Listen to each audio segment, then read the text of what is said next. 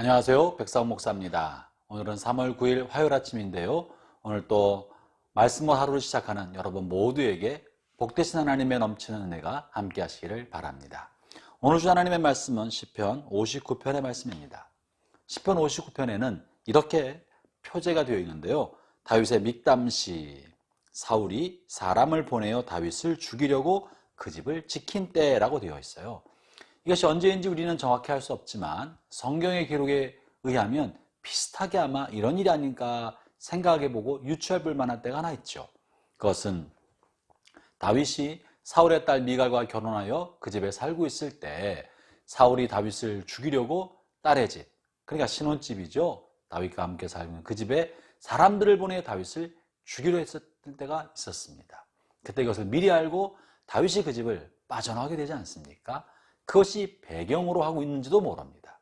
어찌됐든 본문의 중요한 사실은 왕인 사울이 다윗이 반역을 꾸미고 역모를 꾸미고 있다고 생각하고 다윗을 죽이려고 사람을 보내고 있는 그런 장면이 배경입니다. 다윗은 잘못도 없이 억울한 일을 당하고 있는 셈이죠. 그래서 본문에서 자신의 억울함을 이렇게 하나님 앞에 하소연합니다. 2절과 3절인데요. 제가 읽어보겠습니다. 악을 행하는 자에게서 나를 건지시고 피 흘리기를 즐기는 자에게서 나를 구원하소서.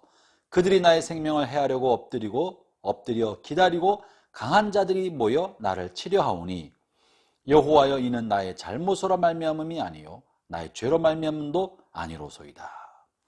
나의 잘못으로 말미암음이 아니요, 이 잘못이란 말의 히브리어 원어에는 공동체에 해악을 끼친 행위 혹은 반역 행위를 하는 그런 단어가 사용되었습니다.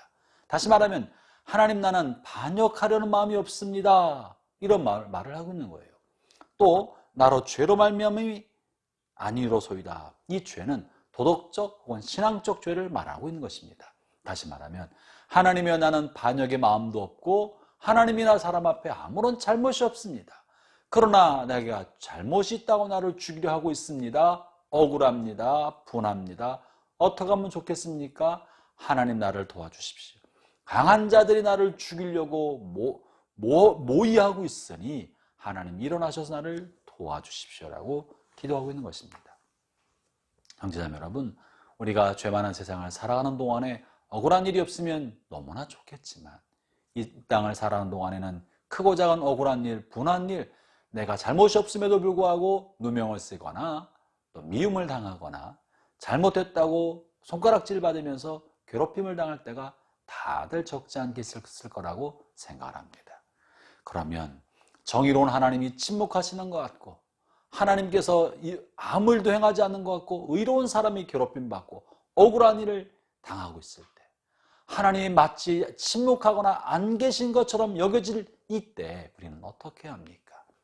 자기 힘으로 자기 팔을 의지하고 억울함을 해결하려고 뛰어다녀야 되는 겁니까? 오늘 다윗은 수많은 이런 고난을 반복하고 있을 때 다윗이 대처했던 방법을 우리가 기억해야 할 것입니다. 억울한 일을 당할 때 가장 먼저 해야 할 일은요, 사람을 찾는 것이 아니라 하나님을 찾는 것입니다.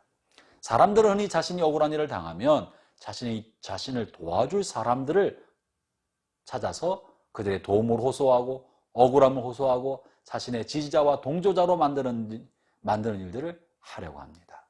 그러나 다윗은 그렇게 하지 않았습니다. 다윗은 오직 하나님을 찾고 하나님 앞에 엎드렸던 것입니다. 형제자매 여러분, 억울한 일을 당할 때 할 말이 많고 또 누군가는 여러분을 알아줬으면 하는 마음이 들 것이라고 생각을 합니다. 그러나 먼저 사람을 찾기 전에 하나님 앞에 엎드리십시오. 하나님의 얼굴을 구하고 하나님을 찾으십시오. 억울한 일과 괴로운 일이 쌓이면 이것이 마음의 병이 되고 이것이 육체의 병이 돼서 우리에게 큰 아픔을 줍니다. 그러나 그럴 때 이것을 그저 덮어놓아서도 안 되고 사람을 찾아 해결할 것도 아니고 하나님 앞에 엎드려 하나님의 도우심을 구해야 합니다. 그리고 두 번째는 여러분의 마음의 아픔과 괴로움을 하나님 앞에 다 터설해야 합니다. 하나님 그것을 원하십니다.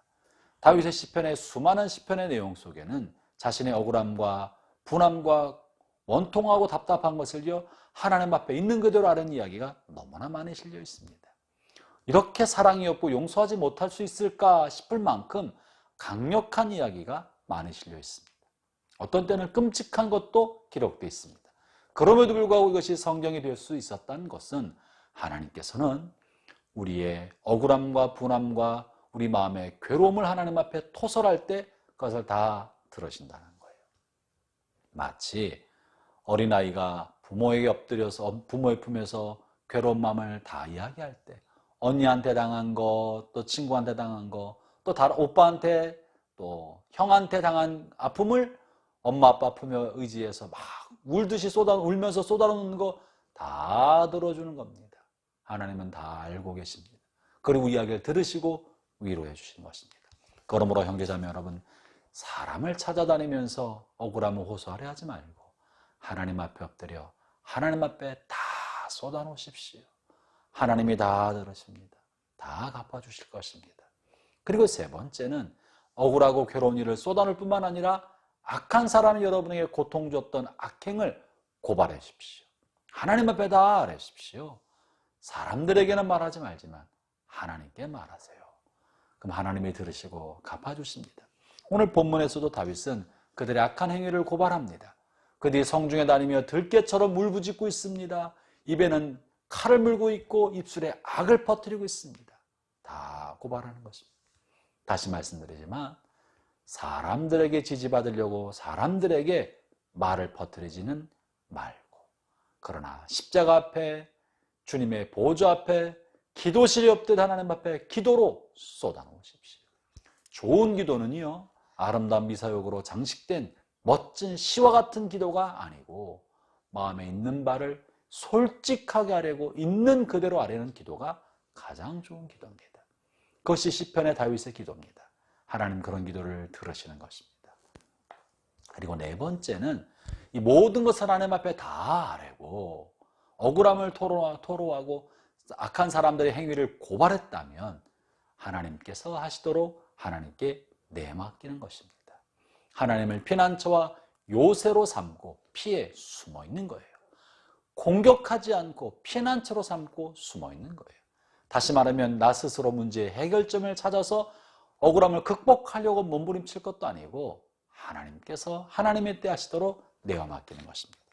오늘 본문 16절에서도 다윗은 이렇게 고백합니다. 나는 주의 힘을 노래하며 아침에 주의 인자심을 높이 부르오리니 주는 나의 요새시며 나의 환난 날의 피난처입니다. 주님을 요새 삼고 피난처 삼아서 피해 있겠다는 거예요. 공격하지 않고 뒤로 물러나 수동적으로 하나님이 하시도록 기다린다는 것이죠. 형제자매 여러분, 전 여러분의 삶에 억울한 일이 없기를 바랍니다. 그러나 만약 그런 일이 생길 때라도 하나님을 찾고 사람을 찾지 말고 하나님 앞에 마음의 괴로움을 토하고 하나님에게 고발하고 그리고 나서는 하나님을 의지하고 또다시 침묵 속에 들어가는 거예요. 하나님이 여러분 편이십니다. 하나님이 모든 것을 알고 계십니다. 하나님 여러분을 도우실 것입니다. 기도하겠습니다. 하나님 아버지 감사합니다. 오늘도 우리의 돕는 자가 되시고 우리의 산성이 되시고 우리의 피할 요새가 되신 것을 감사합니다. 어린아이가 아버지를 의지하고 살아가는 것처럼 우리가 하나님을 의지하고 살아갑니다.